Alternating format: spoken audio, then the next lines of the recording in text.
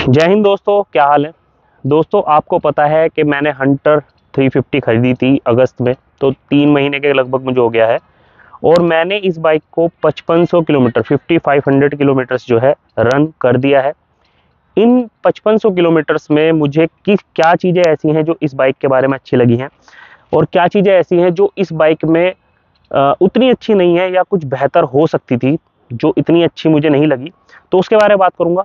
Overall क्या mileage मुझे इस बाइक से मिल रहा है वो आपको बताऊंगा, क्या टॉप स्पीड है, क्या प्राइस है, सब चीज़ों के बारे में बात करूंगा।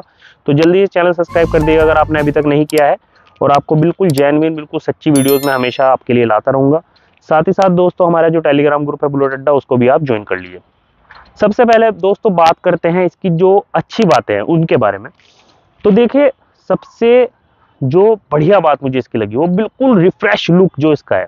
आप डिज़ाइन देख सकते हैं बाइक का, कितना कॉम्पैक्ट डिज़ाइन है और कितना फ्रेश रिफ्रेश जो है इसका लुक है। अगर आप कुछ हटके रॉयल एनफील्ड की कोई बाइक लेना चाहते हैं जो बुलेट क्लासिक से थोड़ी हटके आती है, तो आप बिल्कुल डेफिनेटली इस बाइक की तरफ जा सकते हैं। अब कुछ और चीज़ों के बारे में आपको बता दोस्तों, अगर दूसरी चीज़ के बारे में जो मुझे अच्छी लगी है इस बाइक की, वो है इसकी ब्रेकिंग। ब्रेकिंग दोस्तों यकीन मानिएगा बहुत ही बढ़िया है। मैंने हर सिचुएशन में इसको चेक किया है, देखा है कि भाई ब्रेकिंग किस तरह से करते हैं। और जो इसका जो टॉप मॉडल है उसमें आप देखें कि जो सेटअप आता है वो ड्यूल चैनल एबीएस का आता है, तो इसकी वजह से बाइक बिल्कुल भी स्किड नहीं होती एक तो, और ब्रेकिंग की परफॉर्मेंस बहुत बढ़िया आती है। तो ये बहुत बढ़िया लगा मुझे। इसके बाद दोस्तों तीसरी जो अच्छी बात मुझे इसकी लगी है बाइक की, उसकी तरफ जाते हैं। वो है दोस्तों इसका इंजन। देखो, इंजन आपको पता है कि इसका जो इंजन है वो काफ़ी पावरफुल है, और कभी मुझे ऐसा नहीं लगा कि पावर थोड़ी कम है। हालांकि ये भगाने वगाने के मतलब की होती नहीं है बाइकें। आप बढ़िया आराम से क्रूजिंग भी कर सकते हैं 80-90 की स्पीड पर। सबसे अच्छी बात है दोस्तों कि मुझे वाइब्रेशन जो है इस बाइक के बहुत कम लगे हैं। मतलब बहुत मिनिमम वाइब्रेशन है। अगर इतनी भी वाइब्रेशन ना हो तो बड़े अजीब सा लगेगा, ऐसा लगेगा ही नहीं आप बड़ी बाइक चला रहे हैं, लेकिन वाइब्रेशन बहुत कम है। तो ये एक बहुत बढ़िया बात है। इसके बाद दोस्तों जो एक और अच्छी चीज़ लगी है वो है इसका कंफर्ट। मैं ये नहीं कहूँगा कि ये बेस्ट है, मतलब ये रॉयल एनफील्ड की और जो बाइकें आ रही हैं जैसे क्लासिक हो गई, बुलेट हो गई या मीटियोर हो गई, उनसे थोड़ा कम मुझे लगा है। अगर आप ज़्यादा कंफर्टेबल बाइक चाहते हैं, लॉन्ग लॉन्ग टूरिंग करते हैं, तो उस मामले में कंफर्टेबल थोड़ी कम है, लेकिन ओवरऑल कंफर्ट अच्छा है। इसके बाद दोस्तों जो इसकी हैंडलिंग है, आप हैंडलिंग देख सकते हैं यहाँ पर, और वाइड हैंडल बार है, तो चलाने में ना एक अलग ही मजा आता है। कई लोगों का सोचना ये था कि भाई छोटी है बाइक तो चलाने में ऐसा लगता है जैसे स्प्लेंडर वगैरह, लेकिन ऐसा नहीं है बिल्कुल भी। और मैं आपको एक चीज़ बताता हूँ। सबसे पहले तो आपको एक चीज़ दिखा देता हूँ कि भैया ये चली कितनी है बाइक। देखो आप, लगभग 5500 किलोमीटर, 5500 किलोमीटर चलने वाली है। 3-4 किलोमीटर रह गए हैं। साथ ही साथ दोस्तों जो इसका इंस्ट्रूमेंट है, इंस्ट्रूमेंट क्लस्टर जो है, उसमें सारी ज़रूरी डिटेल्स आपको मिल जाएगी। गियर पोजीशन क्या है, कितना इसमें पेट्रोल बचा हुआ है, तो सर्विस वगैरह की इन्फॉर्मेशन मिल जाएगी। ट्रिप मीटर्स भी मिल जाएगा, मीटर भी मिल जाएगा। तो ज़रूरी सारी इन्फॉर्मेशन मिल जाएगी, और एक दो चीज़ें और मिल सकती थी, लेकिन इतना काफ़ी है। आपका जो जितनी भी चीज़ें हैं सब इसमें आ जाती हैं।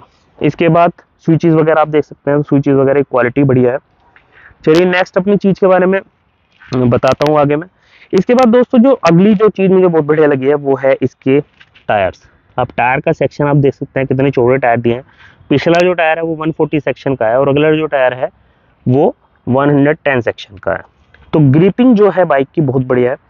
जब आप कहीं मिट्टी वगैरह हो, बाइक रास्ता थोड़ा अजीब हो, तो वहाँ पर ही बाइक किसी तरह की कोई दिक्कत नहीं करती। तो टायर सेक्शन ही बहुत बढ़िया, ग्रिप बढ़िया। लाइट के बारे में मैं कहूँगा आपसे कि लाइट जो है रात के समय में जब आप इसको चलाते हैं तो कभी ऐसा नहीं होगा कि आपको समस्या आएगी, दिख नहीं रहा, लाइट कम लग रही है, ऐसा कहीं कुछ नहीं है। वो बहुत बढ़िया लगी मुझे, फर्स्ट क्लास एकदम। तो यहाँ पर भी ये एक प्लस पॉइंट इसका है। इसके बाद दोस्तों जो एक बहुत ही बढ़िया चीज़ जो मैं आपको कहूँगा वो, और अभी तक की सबसे अच्छी मुझे साउंड जो है इस बाइक की लगी है, वो है इसका एग्जॉस्ट साउंड। एग्जॉस्ट साउंड बहुत ही बढ़िया है। मैं एक बार आपको स्टार्ट करके भी दिखाता हूँ इस बाइक को।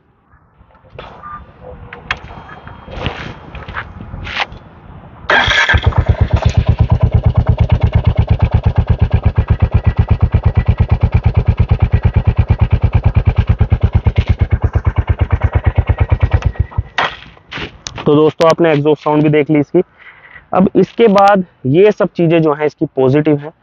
अब कुछ चीज़ें ऐसी हैं जो कुछ नेगेटिव भी हैं इस बाइक में, जो कुछ बेटर हो सकती थी। एग्जाम्पल के तौर पे अगर मैं देखे जो क्वालिटी, ओवरऑल क्वालिटी है, जैसे मिरर्स की क्वालिटी है, या फिर आप यहाँ पर देखेंगे कि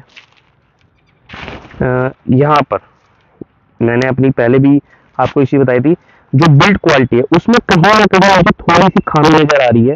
इतनी अच्छी बिल्ड क्वालिटी नहीं है, थोड़ा बहुत मुझे कमी यहाँ पर महसूस होती है। इसके अलावा दोस्तों जो साइड पैनल्स हैं ये प्लास्टिक के हैं, मडगार्ड भी प्लास्टिक के हैं, लेकिन जो इनकी क्वालिटी है बहुत हल्की है। साइड पैनल की क्वालिटी स्पेशली मैं कहूँगा वो बहुत हल्की है, वहां पर थोड़ी सी दिक्कत मुझे लगी है। फुटरेस्ट जो है वो ये छोटे हैं, तो अगर आप क्लासिक की देखेंगे तो चौड़े फुटरेस्ट मिलेंगे यहाँ पर, लेकिन इसके छोटे हैं। तो कुछ समय के बाद क्या होगा ना कि आपको थोड़ा सा अनकंफर्टेबल महसूस होना शुरू हो जाता है अगर आप लॉन्ग राइड करते हैं। लॉन्ग राइड से मेरा मतलब है, कुछ लोग कंफ्यूज रहते हैं लॉन्ग राइड क्या, तो लॉन्ग राइड का मतलब मेरा है कि करीब करीब आप 300-400 किलोमीटर अगर आप करते हैं, तो अगर आप मान लीजिए 70-80 किलोमीटर 100 किलोमीटर चलाते हैं तो कोई इशू आपको नहीं आने वाला। इसके बाद दोस्तों जो एक चीज और मैं आपको बताना चाहूंगा वो ये जो पीछे का मड गार्ड है, ये स्पेस आप देख सकते हैं कितना ज्यादा है। तो जब स्पेस इतना ज्यादा दे रखा है तो यहाँ पर बरसात के दिनों में जो पीछे आपका पिलियन जो बैठेगा आपके साथ में, जो साथ में आपके भाई बैठेगा या कोई बैठेगा, उसके कपड़े बिल्कुल गंदे कर देगा। मतलब यहाँ पे बड़ी समस्या है। मैंने बरसात के समय में जब बारिश वारिश होती है तब देखा है, पूरी तरीके से गंदे कर देता है कपड़े, छींटे इतने ज़्यादा मारता है, क्योंकि यहाँ पर कोई सपोर्ट नहीं है।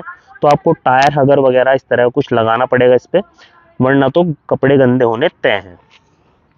तो दोस्तों ये सब चीज़ें जो है आपको थोड़ी सी परेशान कर सकती हैं इसमें, या मैं कहूँगा कि बेटर हो सकती है थोड़ी सी।